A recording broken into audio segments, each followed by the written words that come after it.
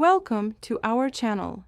If Paramount Plus isn't loading properly, these troubleshooting steps will fix the error and restore streaming.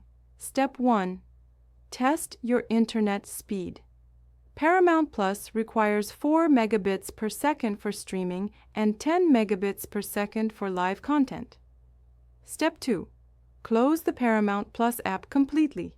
Force stop or remove from recent apps. Step 3. Clear app cache and data. Go to Settings, Apps, Paramount Plus, then Clear Cache. Step 4. Check for Paramount Plus app updates. Install latest version from your App Store. Step 5. Restart your streaming device. Unplug for 60 seconds to clear temporary issues. Step 6. Verify Paramount Plus server status.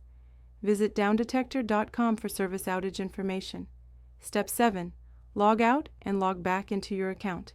This refreshes your authentication. Step 8. Check payment method if subscription related. Ensure your payment information is current. Step 9. Reinstall Paramount Plus app completely. Delete, restart device, then download fresh. Don't forget to like this video and subscribe to our channel.